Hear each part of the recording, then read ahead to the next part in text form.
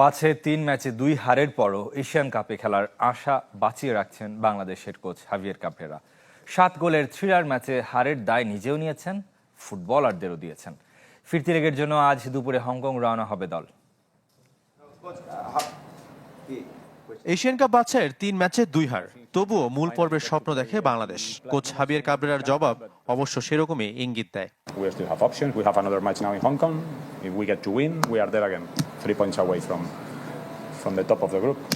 তবে সে যাত্রা যে কঠিন তাও অজানা নয়। ঘরের মাঠে হেরে ফিরতি লেগে জয়ের উচ্চাভিলাষ কতটা রং ছড়াবে সে উত্তর হয়তো সময় বলে দেবে, কিন্তু এমন হারের দায় কার? I take the responsibility, the whole team. আমি এর দায় নিচ্ছি, পুরো দলের জন্য দায়ী।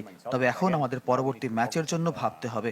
গোল কনসিডের জন্য শুধু ডিফেন্ডাররা দায়ী নয়, মাঝে মধ্যে অন্যদেরও আগ্রাসী হতে হয়। To win, we are there again, 3 points away from.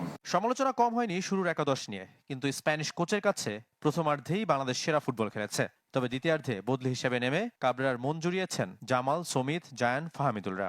For me, the first half is probably the best football we have played. আমার কাছে মনে হয় শুরুতে আমরা ভালো ফুটবল খেলেছি, তবে দ্বিতীয়ার্ধের প্রথম 30 মিনিট হংকং আধিপত্য দেখিয়েছে। দু দলের লেভেল একই, কিন্তু তারা শারীরিকভাবে শক্তিশালী। স্ট্রাইকার এবং উইঙ্গাররা পরিণত। It's normal that they dominate us for some time, and in the Hong Kong coach অবশ্যই জয়কে দেখছেন পরিশ্রম আর আত্মবিশ্বাসের ফল হিসেবে। পুরো ম্যাচটাই রোলার কোস্টারের মতো ছিল, তবে ম্যাচে আমাদের সব ফুটবলারই সম্পৃক্ত ছিল। আমরা প্রস্তুত ছিলাম যে কোনো সুযোগ কাজে লাগাতে। ফিরতি লেগ খেলতে দুপুরে হংকং এর উদ্দেশ্যে ঢাকা ছাড়বে দল। প্রতিশোধ মিশন।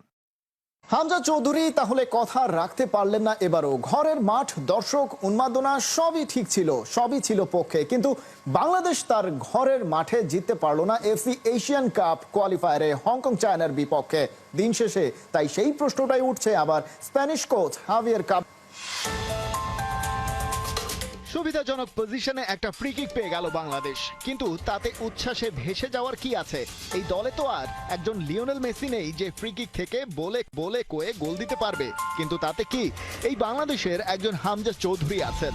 পুরো দল ওর উপরই ভরসা রাখলো, আর সেই সেট পিস থেকে গোল করে পুরো বাংলাদেশকে আনন্দে ভাসালেন মিস্টার চৌধুরী। পরের গল্পটা বেদনা বিধুর, তবে তার আগে শুরুর গল্পে যাওয়া যাক। এই লাইনে দাঁড়ানোর কথা ছিল, ওদের সাথেই গাইবার কথা ছিল জাতীয় সঙ্গীত। এর জন্যই তো সেই সুদূর কানাডা থেকে সমিত সোম সারা দুনিয়া ঘুরে এসেছিলেন বাংলাদেশে। কিন্তু আগের কানাঘুষাই সত্যি হলো। কানাডিয়ান প্রিমিয়ার লিগে খেলার সময় কিছুটা ইনজুরি কনসার্ন ছিল, সেই সাথে দীর্ঘ ভ্রমণের ক্লান্তি, সবকিছু মিলিয়ে ওকে বেঞ্চে বসানোরই সিদ্ধান্ত নিলেন কাবরেরা।